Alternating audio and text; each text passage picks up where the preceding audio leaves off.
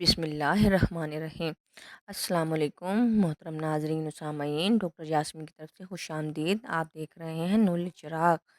الحمدللہ رب العالمین، سب تعریفیں اللہ کے لیے ہیں جو تمام جہان والوں کا پالنے والا ہے۔ ایاک نعبد و ایاک نستعین، ہم تیری ہی عبادت کرتے ہیں اور تجھے سے مدد چاہتے ہیں۔ آج کا موضوع بہت دلچسپ اور بہت غور طلب ہے۔ سورۃ کہف میں کتے کے اپنے اگلے بازو پھیلانے کا ذکر کیوں کیا گیا؟ چلیں اس سوال کو گہرائی سے جانتے ہیں اور اس راز سے پردہ اٹھاتے ہیں۔ جب اصحاب کہف دائیں اور بائیں کروٹیں بدل رہے تھے تو کتا کیوں نہیں پلٹ رہا تھا؟ ہم میں سے اکثر نے سورۃ کہف سینکڑوں مرتبہ تلاوت کی ہوگی، ترجمہ پڑھا ہوگا، مگر شاید ہی کبھی اس بات پر غور کیا ہو کہ قرآن پاک میں اللہ تعالیٰ نے کتے کے پلٹنے کا ذکر کیوں نہیں کیا، حالانکہ ہمیں بتایا گیا کہ اصحاب کہف کو دائیں بائیں پلٹایا جا رہا تھا کہ ان کے جسموں پر زخم یا سڑن پیدا نہ ہو۔ چلیں اس کہانی کو تفصیل سے جانتے ہیں۔ ایک جرمن طبی سائنسدان نے کہا، ایک دن میں سفر کر رہا تھا کہ ایک نوجوان میرے پاس آیا اور مجھے قرآن مجید کا ترجمہ شدہ نسخہ پیش کیا۔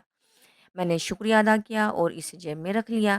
ارادہ یہ تھا کہ نوجوان کے جانے کے بعد کسی کو شرمندہ کیے بغیر اسے کوڑے میں پھینک دوں گا، نعوذ باللہ۔ میں اسے بھول گیا اور جہاز میں سوار ہو گیا۔ پرواز طویل اور بور تھی۔ جب میں جیب میں رکھا وہ نسخہ یاد آیا تو میں نے اسے نکال کر ورق الٹنے شروع کیے۔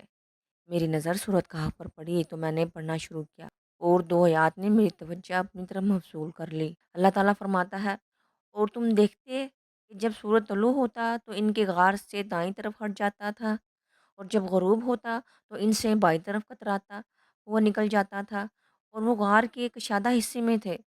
یہ اللہ کی نشانیوں میں سے ہے۔ جسے اللہ ہدایت دے وہی ہدایت پانے والا ہے، اور جسے وہ گمراہ کر دے تو تم اس کے لیے کوئی کارساز نہیں پاؤ گے۔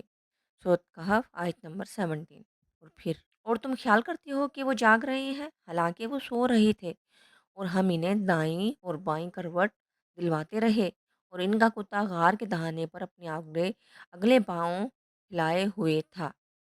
اگر تم انہیں دیکھ لیتے تو ضرور پیٹ پھیر کر بھاگ جاتے اور تمہیں ان سے خوف آ جاتا۔ سورۃ کہف آیت نمبر 18۔ ڈاکٹر نے کہا، یہ تو سمجھ میں آتا ہے کہ انہیں نیند کے دوران پلٹایا جا رہا تھا کہ ان کے جسموں پر زخم یا سڑن نہ بنے، کیونکہ وہ لمبے عرصے تک ایک ہی حالت میں تھے۔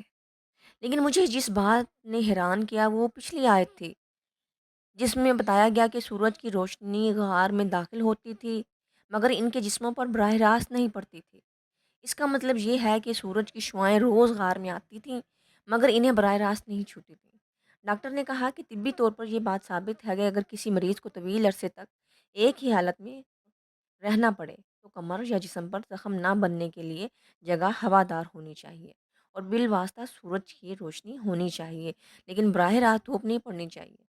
اور پھر جب اس نے اگلی آیت پر غور کیا تو اسے احساس ہوا کہ واقعی نیند کے دوران جسم کو حرکت دینا زخموں اور سڑن سے بچاتا ہے۔ سبحان اللہ، سبحان اللہ۔ مگر جس بات نے اسے انتہائی حیران کیا وہ یہ تھی کہ کتا تو نہیں پلٹا جا رہا تھا وہ یہ تھی کہ کتا تو نہیں پلٹایا جا رہا تھا، وہ صرف غار کے دہانے پر اپنے اگلے بازو پھیلائے ہوئے تھا 309 سال تک، مگر اس کا جسم نہ سڑا نہ گلا۔ یہ بات اس جرمن ڈاکٹر کو مزید تحقیق کر ابھار گئی اور اس کو تجسس ہوا، اس کو مزید جاننے کی جستجو ہوئی۔ اس نے کتوں کے جسمانی بناوٹ فزیولوجی کا مطالعہ کیا اور حیرت انگیز طور پر دریافت کیا کہ کتوں کی جلد کے نیچے ایسے غدود گلینڈز پائے جاتے ہیں جو خاص مادہ خارج کرتے ہیں۔ یہ مادہ جسم میں زخم یا سڑن کو پیدا ہونے سے روکتا ہے جب کتا جب تک کتا زندہ رہتا ہے، خواہ وہ حرکت نہ کرے تب بھی۔ اسی لیے اصحاب کہف کا کتا پلٹنے کا محتاج نہ تھا۔ سبحان اللہ، سبحان اللہ، کتنا بڑا معجزہ ہے، کتنا بڑا معجزہ۔ یہی قرآنی معجزہ اس جرمن سائنسدان کے اسلام قبول کرنے کا سبب بن گیا۔ لا الہ الا اللہ محمد رسول اللہ۔ بہت دل خوش ہوا۔ دیکھیں اللہ تعالیٰ نے اس کو اسلام، اس بات کی جستجو کے بدلے میں اس کو اسلام کی دولت دیتی، ایمان کی طاقت دیتی۔ ایمان تو علم حاصل کرنا، اس علم کی جستجو کرنا خود ایک بہت بڑا فریضہ ہے۔ بیان کا نقطہ، سب سے زیادہ حیرت کی بات یہ ہے کہ اس غیر مسلم سائنسدان نے صرف پہلی مرتبہ سورۃ کہف پڑھتے ہی ان نقطوں کو محسوس کیا، جبکہ ہم میں سے کتنے ہی لوگ روز قرآن پڑھتے ہیں مگر غور نہیں کرتے۔